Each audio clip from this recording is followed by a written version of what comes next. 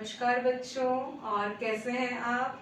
आशा है कि आप स्वस्थ होंगे, सुरक्षित होंगे और अपने घर पे बैठ के पढ़ रहे होंगे।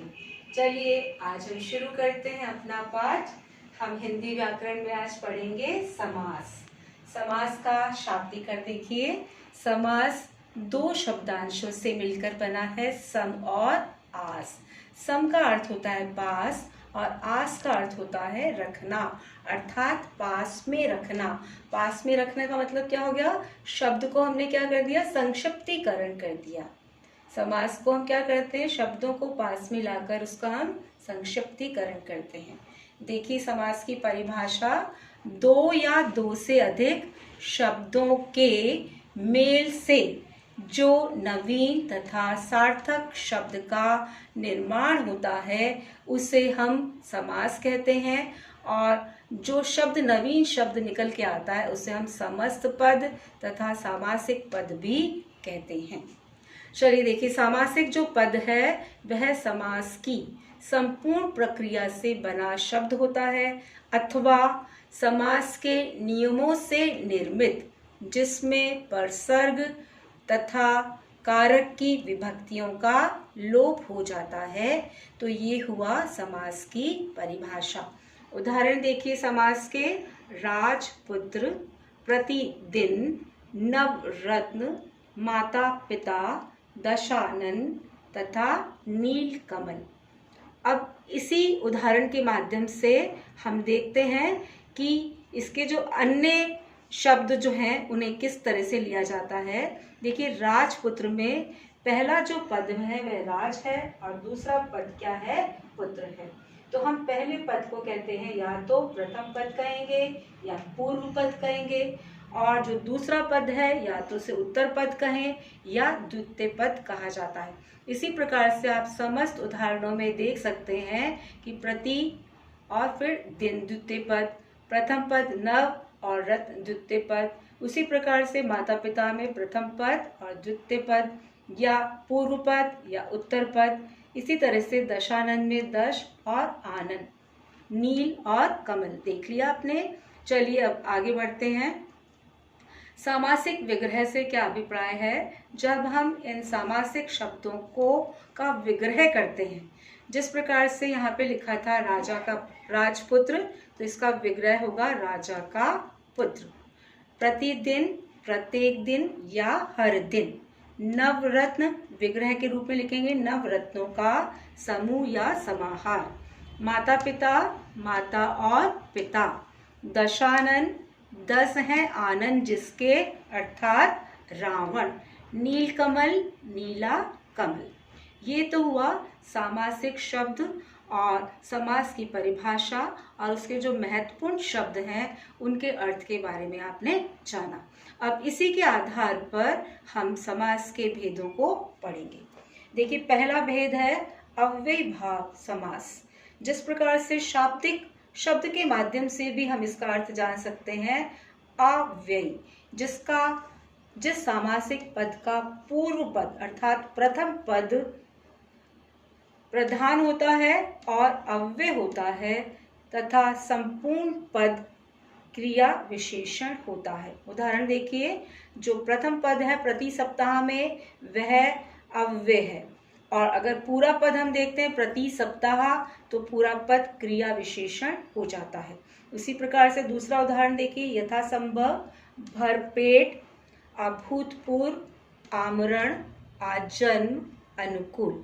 इसमें उपसर्ग के भी शब्दांश लगाए जाते हैं, यानी कि जो भी आपने उदाहरण देखे उसमें उपसर्ग के भी आपको शब्दांश दिखाई देंगे।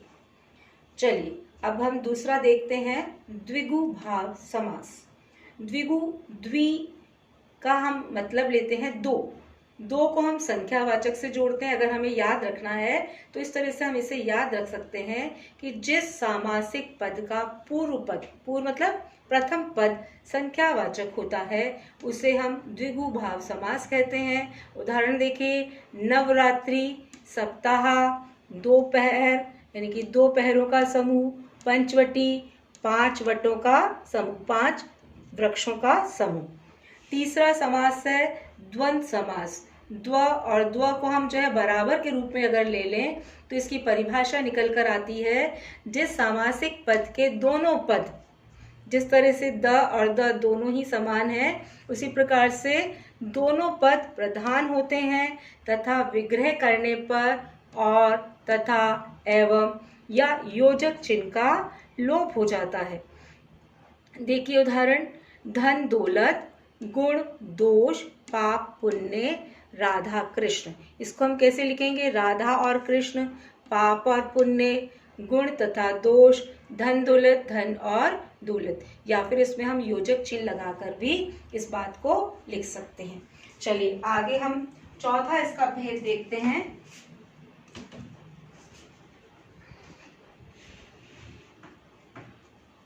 चौथा है तत्पुरुष समास। जिस सामासिक पद का उत्तर पद मतलब द्वितीय पद प्रधान होता है तथा कारक की विभिन्न विभक्तियों अथवा कारक चिन्हों का लोप हो जाता है, उसे हम कहते हैं तत्पुरुष समास। अब कारक के अनुसार जो है हम तत्पुरुष समास के 6 भेद करते हैं। कर की जो विभक्ति है या परसर्ग है वो है को, यश प्राप्त, मनोहर, यानी कि यश को प्राप्त। उसी तरह से करण का चिन्ह जो है का, के द्वारा, कर्मवीर और तुलसी कृत, कर्म से वीर, तुलसी द्वारा रचित। संप्रदायवाचक में देखिए इसके जो चिन्ह है वो है के लिए। अब रसोई घर, रसोई के लिए घर, विद्यालय, विद्या के लिए आलय। अपादान कारक से, नेत्रहीन, ऋणमुक्त, नेत्र से हीन, ऋण से मुक्त।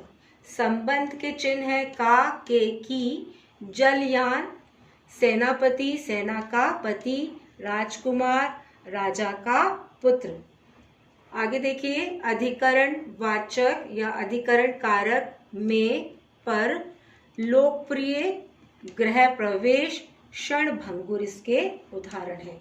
ये तो हुआ तत्पुरुष समास, जिसको हम कारक के अनुसार उसके विभिन्न भेद करते हैं।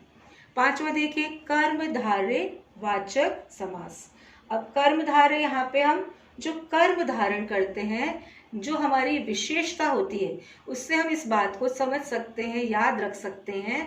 देखिए इसकी परिभाषा, जिसका उत्तर पद प्रधान होता है, उत्तर मतलब द्वितीय पद, और पूर्व पद उपमान, विशेष तथा विशेषण उत्तर पद।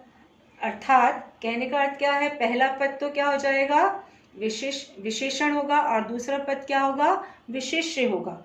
देखिए उदाहरण के माध्यम से हम देखते हैं, अर्थात उपमेय उपमान का इसमें योग होता है मृग नयनी, जिसके नेत्र कैसे हैं, मृग के समान है। पहला जो पद है वह क्या हो गया, विशेषण हो गया, और दूसरा पद क्या हो गया, विशेष्य हो गया। इस प्रकार से कर्मधारय समास इसमें आता है। महापुरुष उदाहरण है और महात्मा इसके उदाहरण है। अर्थात एक पद विशेष्य होता है और दूसरा पद विशेषण होता है। इस प्रकार से हम कर्मधारय समास को पहचानते हैं। छठा है बहुव्रीहि समास। बहु से अर्थ समझ में आ रहा है, ना तो प्रथम पद ना ही द्वितीय पद। इस प्रकार से अगर हम समझ लेते हैं तो हमें परिभाषा हमारे दिमाग में स्थायी रूप से आ जाती है, जिसमें ना तो प्रथम पद प्रधान होता है, ना ही उत्तर पद प्रधान होता है, बल्कि इस पद से निर्मित तीसरा पद ही प्रधान होता है। तीसरा पद अपने आप हो गया एक अथवा दो से अधिक, एक और दो से अधिक का मतलब बहु। इस प्रकार से आप इसकी परिभाषा को पहचान सकते हैं। बचपन में मैंने भी इसी प्रकार से इस परिभाषा को पहचाना था। चलिए इसके उदाहरण देखते हैं, जिसका पहला, ना तो पहला पद प्रधान होता है, ना उत्तर पद प्रधान होता है, बल्कि जो है कोई तीसरा पद ही प्रधान होता है। जिस प्रकार से त्रिलोचन, 3 नेत्र हैं जिसके अर्थात भगवान शिव, लंबोदर, लंबा है उदर जिसका अर्थात गणेश, गिरिधर, गिरि को धारण करने वाला, चक्रपाणि, चक्र को अपने हाथ में धारण करने वाला, पाणि मतलब हस्त, चक्र को धारण करने वाले भगवान विष्णु, तथा वीणापाणि, वीणा को धारण करने वाली माँ सरस्वती। आशा है कि आपको ये पाठ अध्याय समझ में आ गया होगा और हम वीणा पाणी से निवेदन करेंगे कि आप अच्छे से अध्ययन करें और हमें इस बात का जवाब भी दें कि आपको ये पाठ कैसा लग रहा है, समझ में आ रहा है या नहीं आ रहा, और बताएं कि क्या सुझाव हैं आपके, क्या आपके मन में प्रश्न हैं। धन्यवाद।